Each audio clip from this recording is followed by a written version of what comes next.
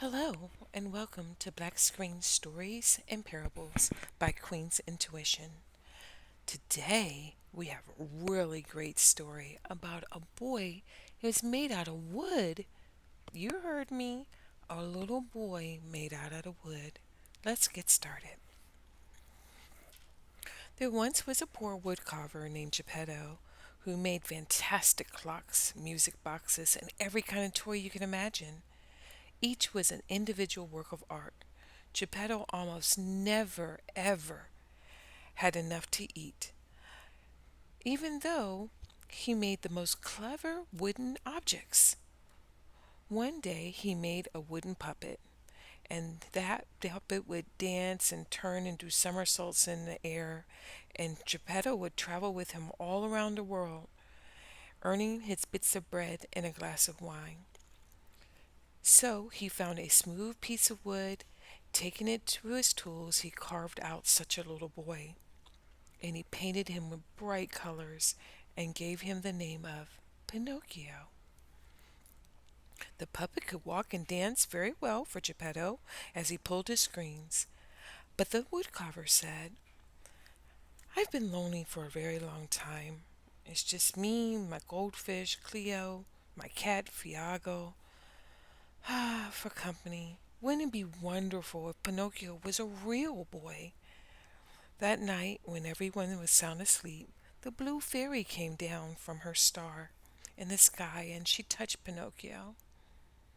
And his puppet strings disappeared with her touch, and the blue fairy recited these words: Little puppet made of pine, wake the gift of life is thine. Little puppet made of pine, wake the gift, life is thine. Pinocchio shook, and he was startled to find out he could move by himself, no strings attached. I'm a real boy, I'm a real boy, he asked in amazement. But the fairy explained that to become a real boy, he would have to prove himself brave, truthful, and unselfish. He'd have to learn how to choose between right and wrong.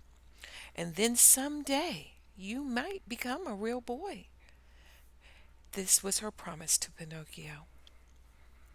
The blue fairy appointed Jiminy Cricket, a talking cricket who lived 100 years in the house, to be Pinocchio's conscience and teach him the difference between right and wrong. As she faded away in the glow of the bright star, her voice drifted back. Now you remember, Pinocchio, you be a good boy and let your conscience be your guide. The last morning when he awoke, Geppetto was overjoyed to find that Pinocchio was truly alive. You must go to school, he said, learn new things, get smart, and become a real boy. And the old woodcarver sold his only coat in order to make sure that Pinocchio could get his school books and a shiny red apple, just like the other children. Pinocchio was so grateful. He threw his arms around Geppetto's neck and thanked him so much. I'm going to return. I'm going to learn how to read and write and learn math.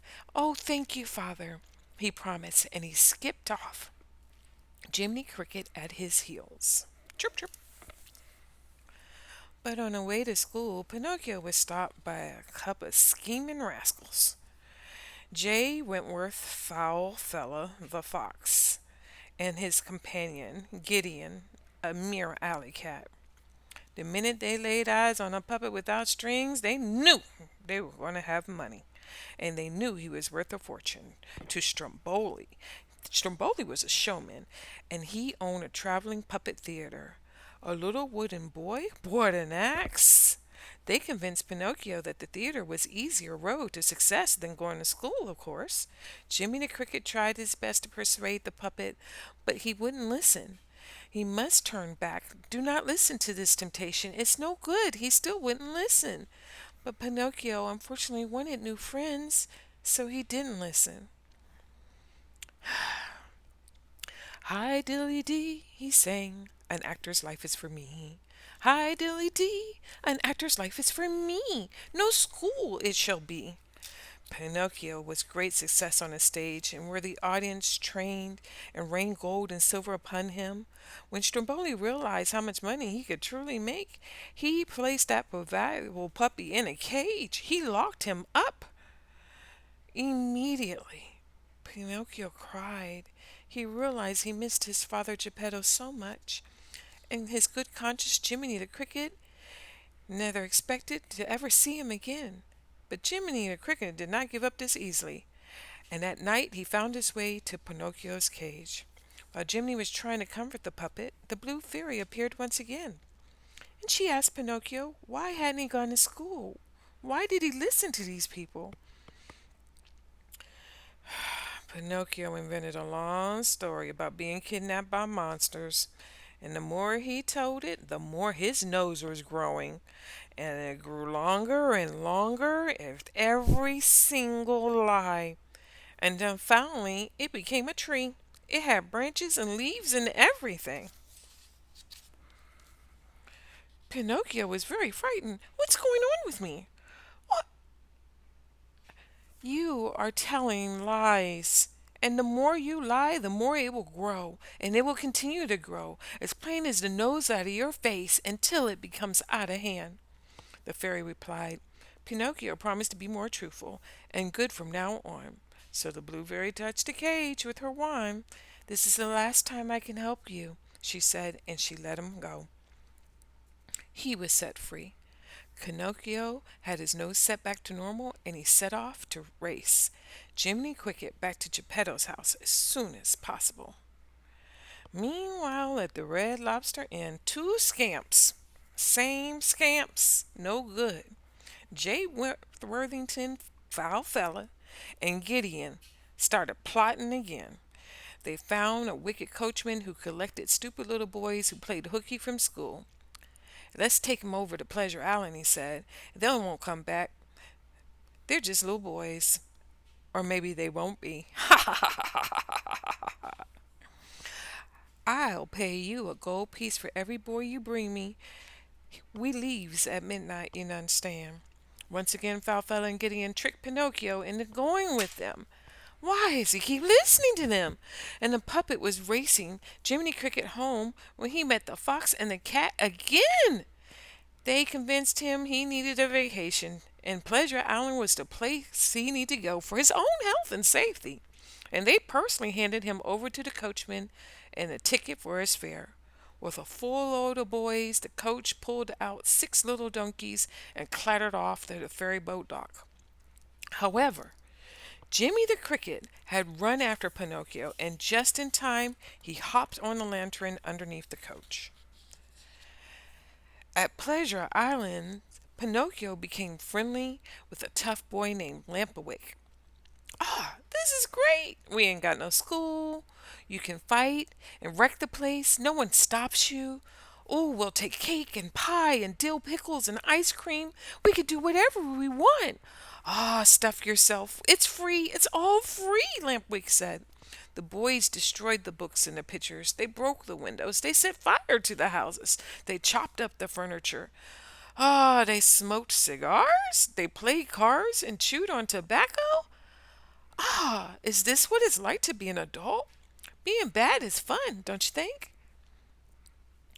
They were playing cards and smoking, and Jiminy Cricket finally found Pinocchio. What are you doing? What are you doing? How can you ever expect to be a real boy? This is wrong. But Pinocchio was having such a good time, he didn't want to listen to him. He didn't hear the coachman say to one of his helpers, give all them bad boys enough rope. Soon they're going to be turned into donkeys.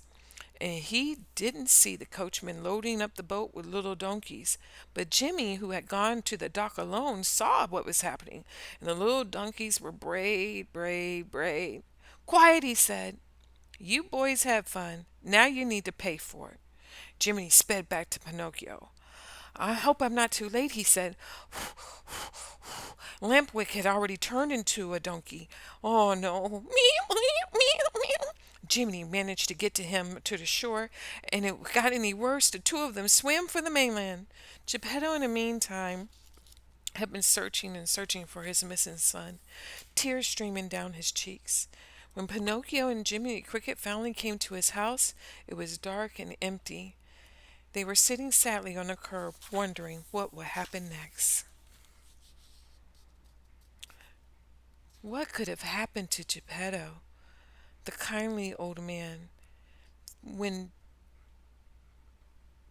a note dropped at their feet? Jiminy read the message out loud. Geppetto, while trying to get to Pleasure Island to find Pinocchio himself, had been swallowed by Monstro the whale. He was still alive, but he's stuck in a whale's stomach at the bottom of the sea. Oh my goodness, we gotta go find him, Pinocchio said. And he set off for the ocean with Jiminy Cricket, hopping along. Crickety cricket. He's a whale of all whales, Cricket warned. He's biggest, the baitest, the dangerousest, said Pinocchio. But we've got to find father. We've got to do the right thing. They got to the ocean, they plunged into the water and swam all the way down until they found Monstro. The whale opened up his jaws. Pinocchio and Jimmy swam right into his mouth. There, inside this enormous creature, it was Geppetto in his little raft. Pinocchio, Pinocchio, my son! Geppetto exclaimed, hugging and kissing the precious puppet. Together they figured out how to escape. They built a fire inside the well, and when the smoke made Monstro sneeze, achoo! They were immediately escorted out and quickly paddled out of his open mouth into the shoreline. He pursued them and he smashed and he roared and he tried his best, but Pinocchio and Geppetto were battling as fast as they could. They kept going, and he rescued his Geppetto, and they came upon the shore on a big, enormous wave. After being trapped under some rocks, the puppet finally washed ashore. He was half drowned, barely breathing, but he made it. Sadly, Geppetto carried Pinocchio home, and he put him in a bed, and he wrapped him up. And he wiped away his tears, and he looked at his donkey ears that were growing on Pinocchio's head, and thought about how brave the little puppet had been for him. And suddenly, the room glowed, and a bright blue starlight came shining in, and a blue fairy appeared. And she said, "Awake, Pinocchio. Get up. Wake up. You were brave. You were truthful. You were unselfish. And you were strong." Pinocchio sat up and he saw his father. "Father, I'm alive. I'm a real boy. I'm real. I'm a real boy." And Geppetto, Cleo, and Figaro were so overjoyed. They hugged and kissed the beautiful, good looking little boy with his beautiful dark brown hair and his beautiful bright blue eyes. He was so happy and full of joy. Jimmy Cricket smiled as well. He deserved to be a real boy. And there, a pin on his lapel, the badge of solid gold, the official conscious ribbon given only by the Blue Fairy. "Thank you, ma'am," said Cricket. Chirpity chirp. But the Blue Fairy had always the advantage. Only a brilliant star winked at Jimmy, and beams of sparkling golden light came through. The Cricket sang his favorite song. "When you wish upon a star, your dreams come true. And that is all for you." Okay, have a good night. Bye bye.